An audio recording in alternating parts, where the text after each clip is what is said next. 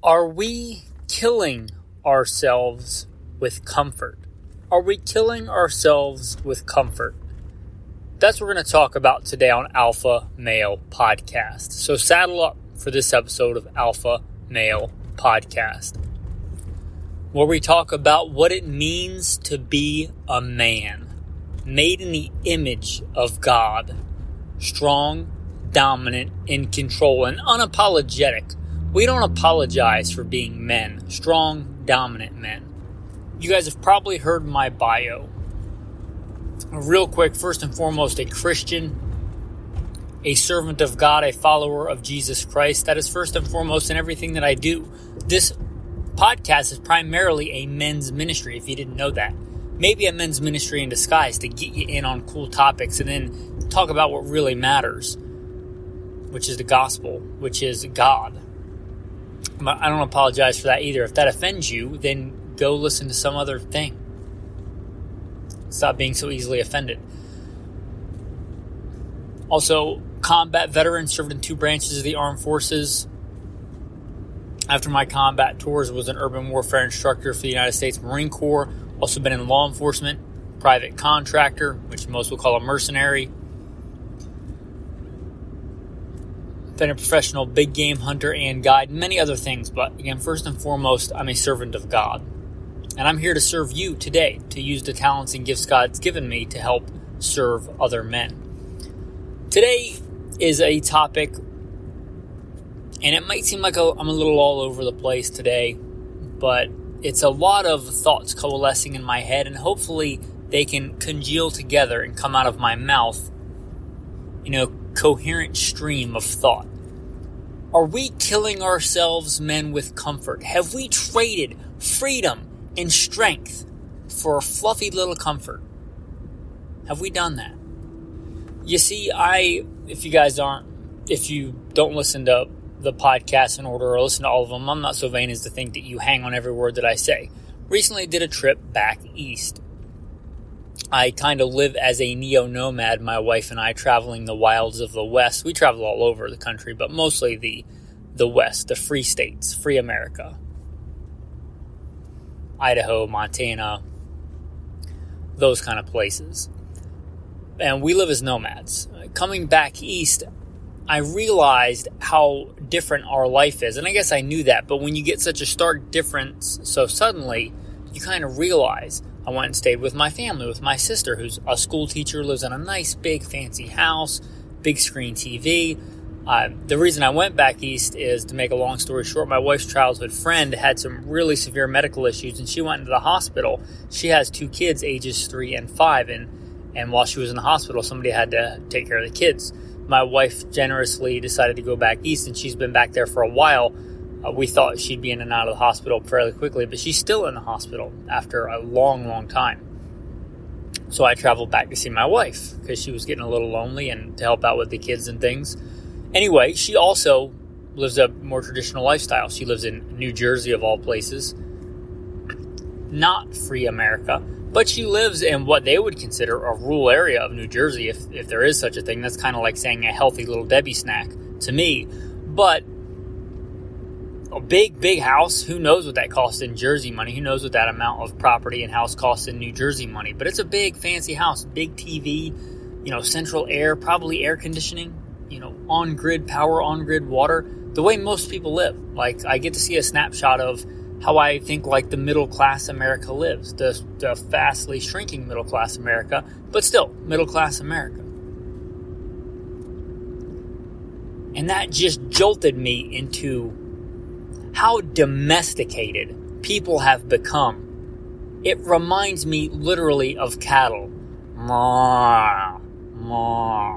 Just herded cattle in a pen. What happened to us men? We're supposed to be free. You're supposed to live free.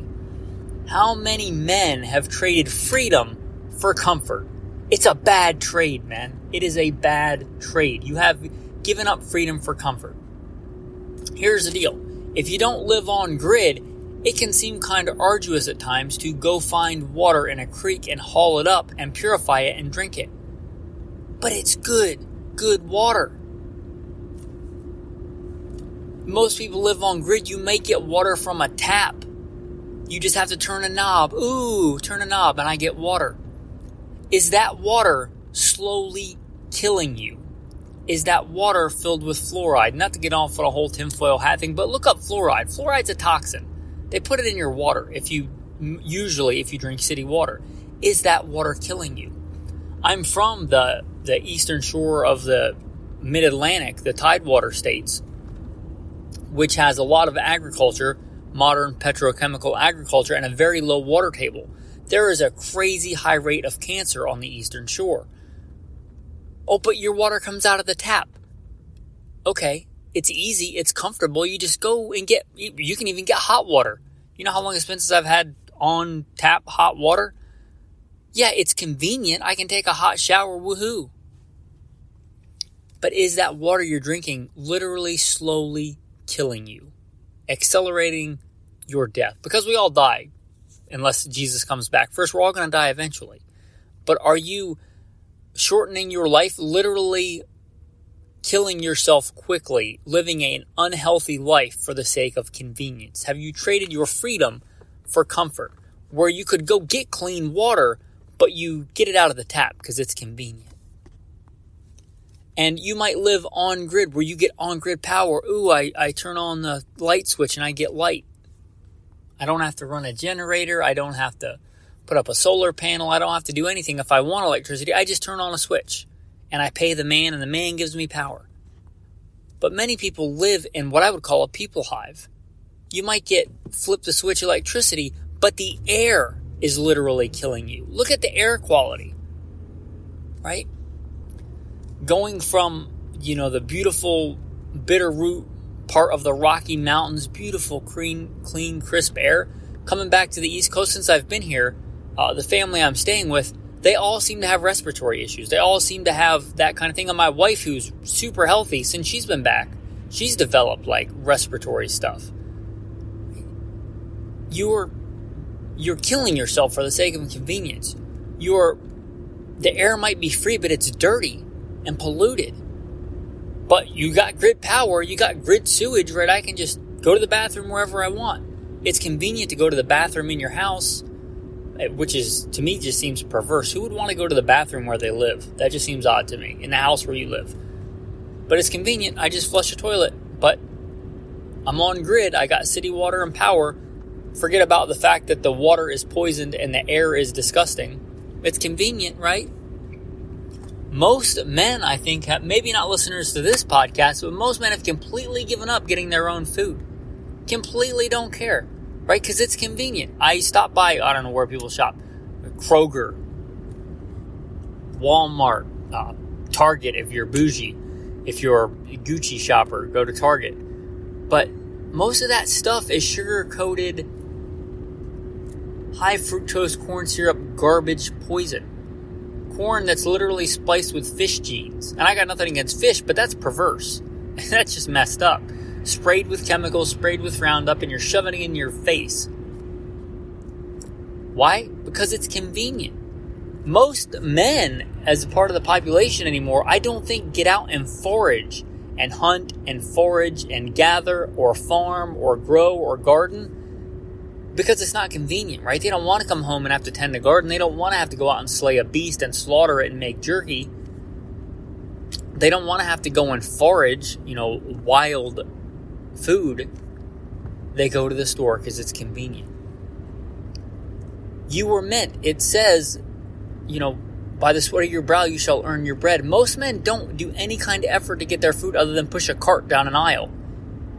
And I'm here to tell you, sadly, most men in America are grossly overweight. It is sad. The last shooting competition, and I'm not saying this to be conceited, I went to a shooting competition shortly before my road trip to make sure I was in, fighting shape for the road trip. And I say this out of love, but I don't have anything that God didn't give me. If I have any self-discipline or physical ability, it's what God gave me. But many of these men are not using the talents and gifts and health that God's given them. They squander it. I think I may have been the only one at a shooting competition, and those men are probably more active than average, that was not overweight. Men that if they looked down could not see their reproductive organs, to put it politely. Right? That's not how men were supposed to live. Yeah, it's convenient, it's comfort to just walk down an aisle and throw cheap garbage food into a cart. Not as cheap as it used to be, but you get the idea. It's harder to go out and get your own food from a natural environment.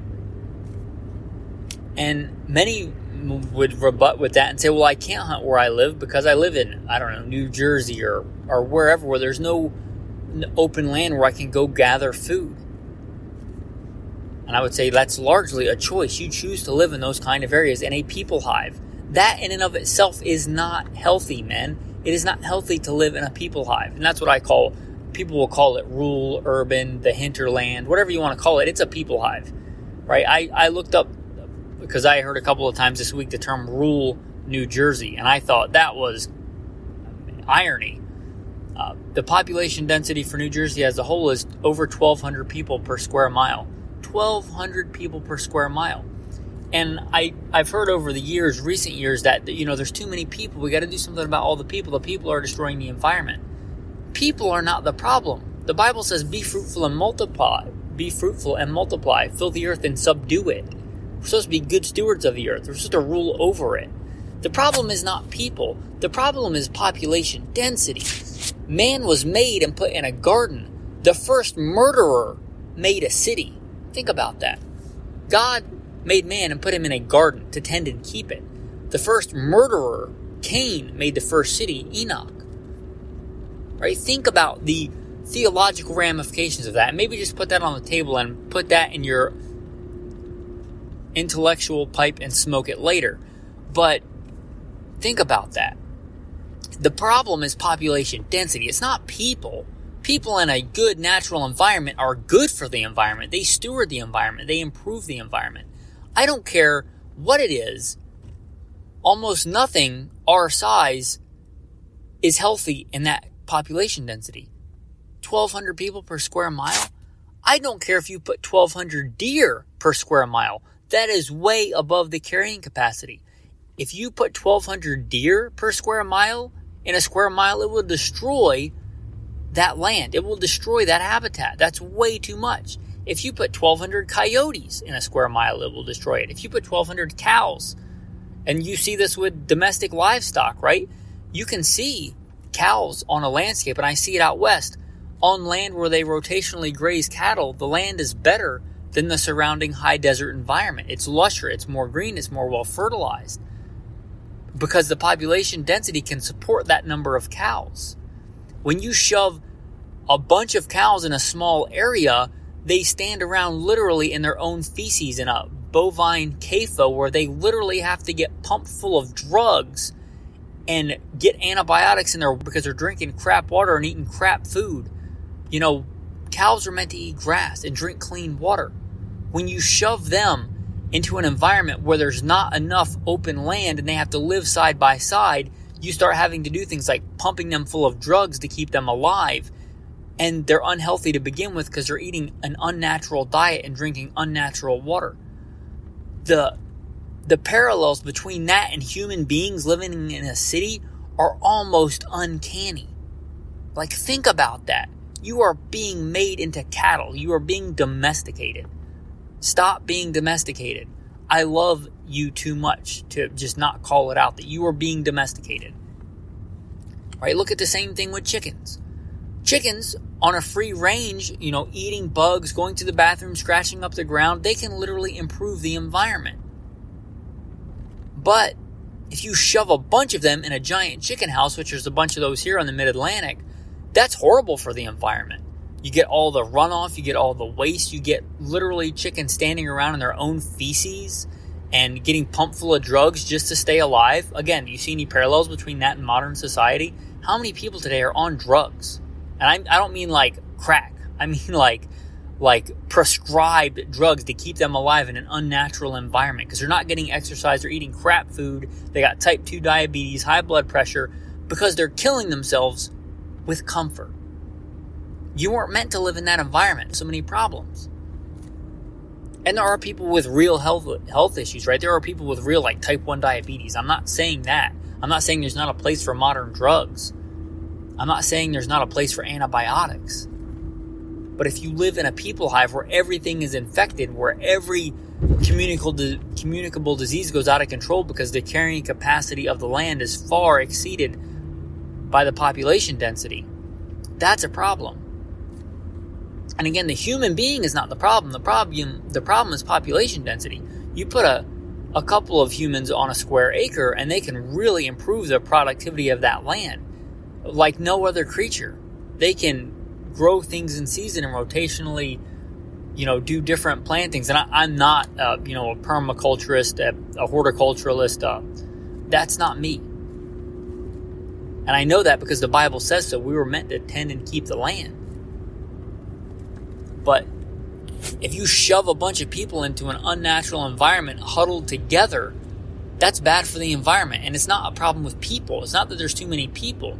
If you look at the population density, the vast majority, and I don't have numbers up in front of me, but go look at a population density map of the U.S. Just pull up several different images, right? And do your own research, right? Don't take my word for it. Look at it.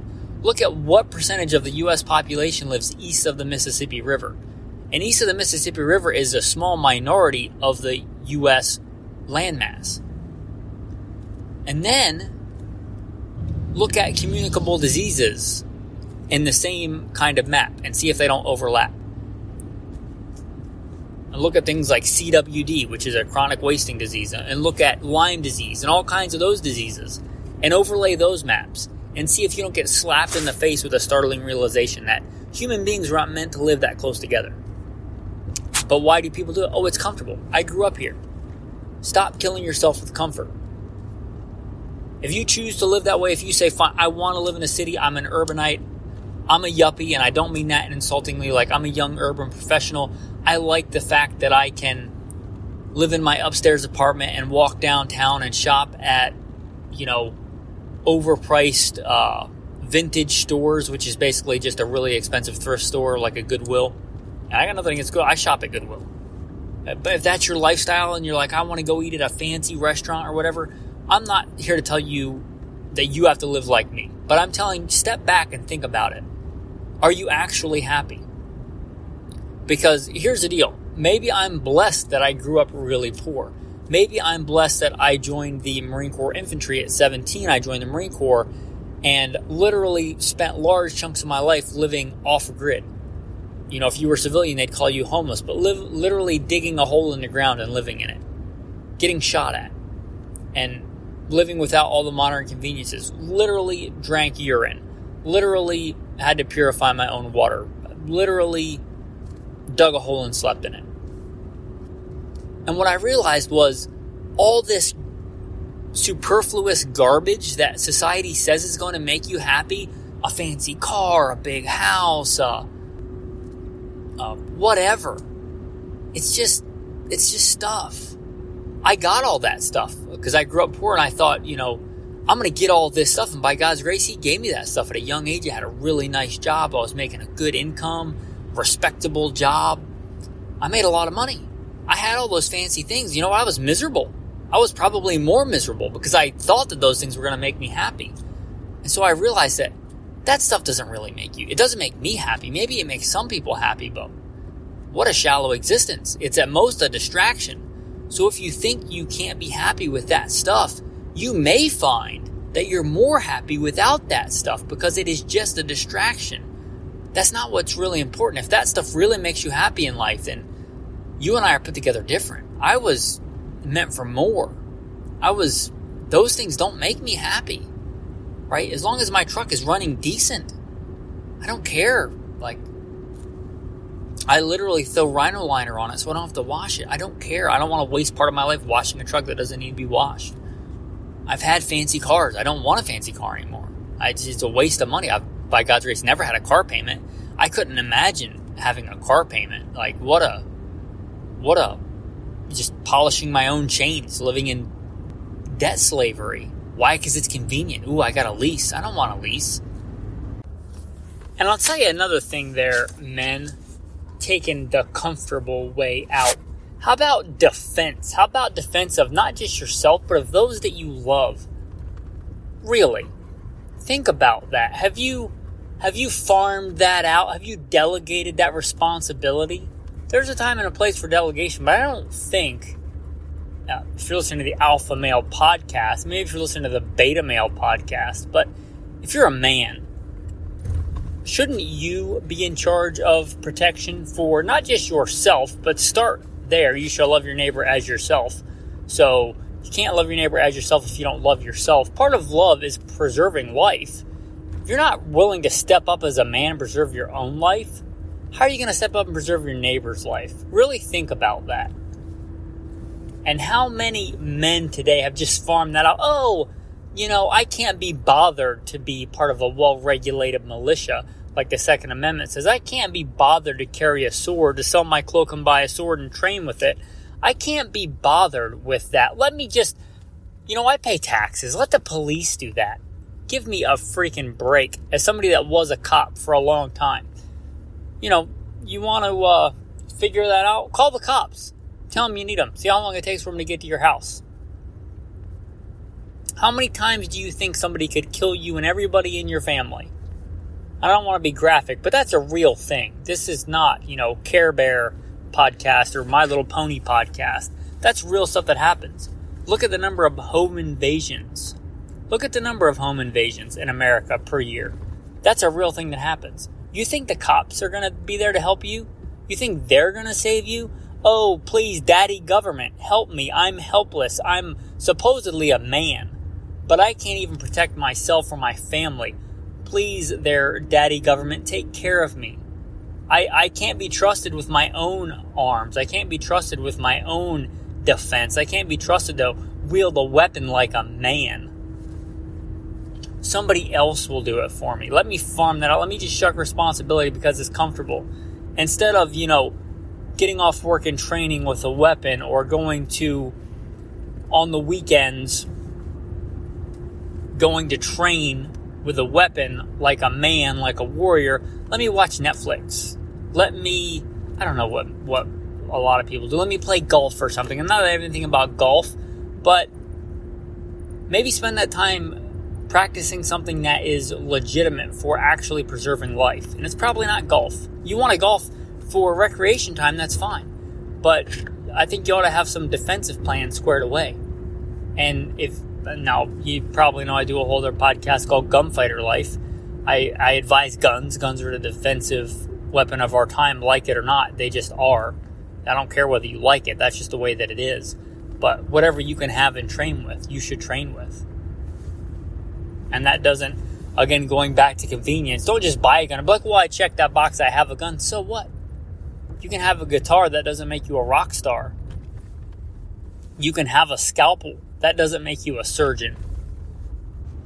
You can have an entire Snap-on tool set, thousands and thousands of dollars of Snap-on tools.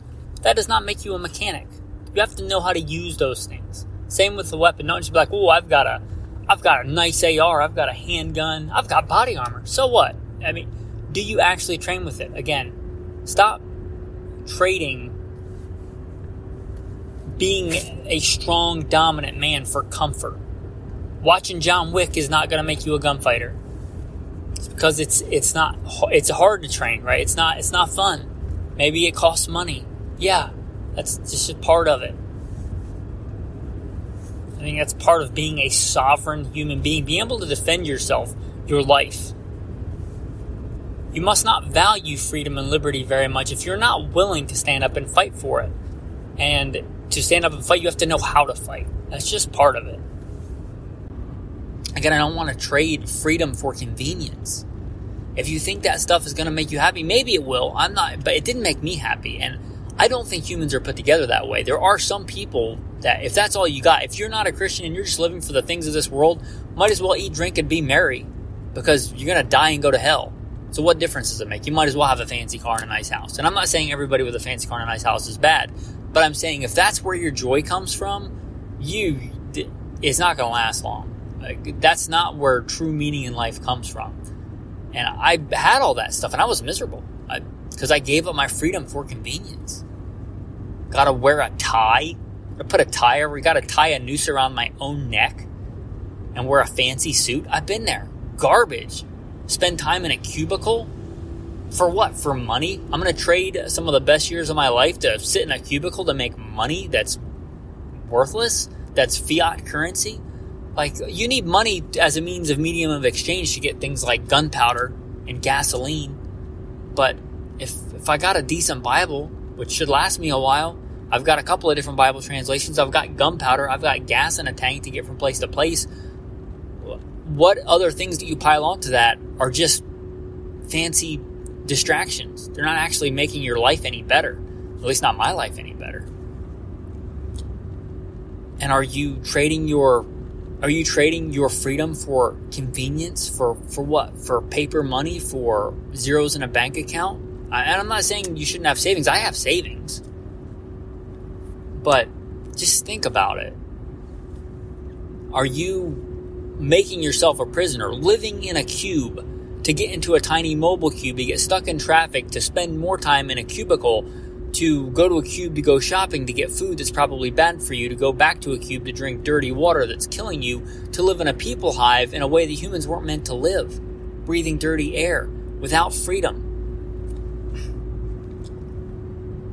You don't have to do that unless you're like sacrificing for somebody else. There is a time to do that if you're a man and like you have mouths to feed. I get that. There is a time to hustle, I think, in life and make money and save money. I've done that. But just think about if that's how you want to live. And I'm not here to tell you how you should live.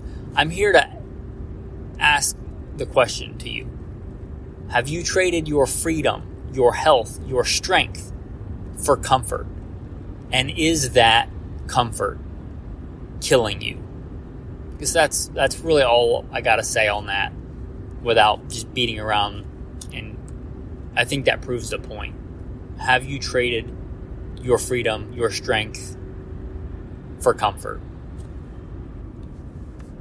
With that, with this type of episode, no tactical tip of the day, but many verses we kind of talked about today. A very simple verse for today. God made man in his own image. Think about that. God made all the creatures. The birds of the air, the beasts of the field. None of them does it say he made in his own image. You were made different. You were made in the image of God. There's a lot that goes into that, but just that's something to think about. That's a big thing to think about. Thanks for listening, and have a blessed day.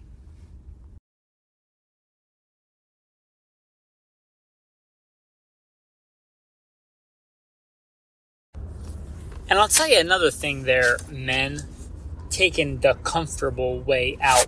How about defense? How about defense of not just yourself, but of those that you love? Really, think about that. Have you farmed that out? Have you delegated that responsibility? There's a time and a place for delegation, but I don't think, if you're listening to the Alpha Male podcast, maybe if you're listening to the Beta Male podcast, but if you're a man, shouldn't you be in charge of protection for not just yourself, but start there? You shall love your neighbor as yourself. So you can't love your neighbor as yourself if you don't love yourself. Part of love is preserving life.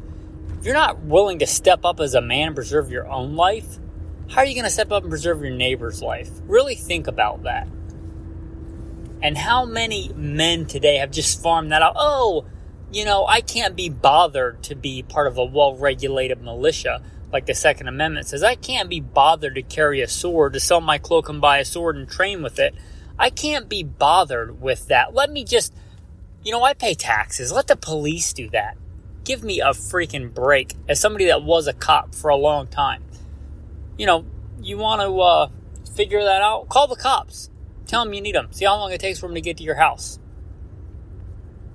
How many times do you think somebody could kill you and everybody in your family? I don't want to be graphic, but that's a real thing. This is not, Care Bear podcast or My Little Pony podcast. That's real stuff that happens. Look at the number of home invasions. Look at the number of home invasions in America per year. That's a real thing that happens. You think the cops are going to be there to help you? You think they're going to save you? Oh, please, daddy government, help me. I'm helpless. I'm supposedly a man, but I can't even protect myself or my family. Please, their daddy government, take care of me. I can't be trusted with my own arms. I can't be trusted with my own defense. I can't be trusted to wield a weapon like a man. Somebody else will do it for me. Let me farm that out. Let me just shuck responsibility because it's comfortable. Instead of, getting off work and training with a weapon, or going to, on the weekends, going to train with a weapon like a man, like a warrior, let me watch Netflix. I don't know what a lot of people do. Let me play golf or something. I'm not anything about golf, but maybe spend that time practicing something that is legitimate for actually preserving life. And it's probably not golf. You want to golf for recreation time, that's fine. But I think you ought to have some defensive plans squared away. And now you probably know I do a whole other podcast called Gunfighter Life.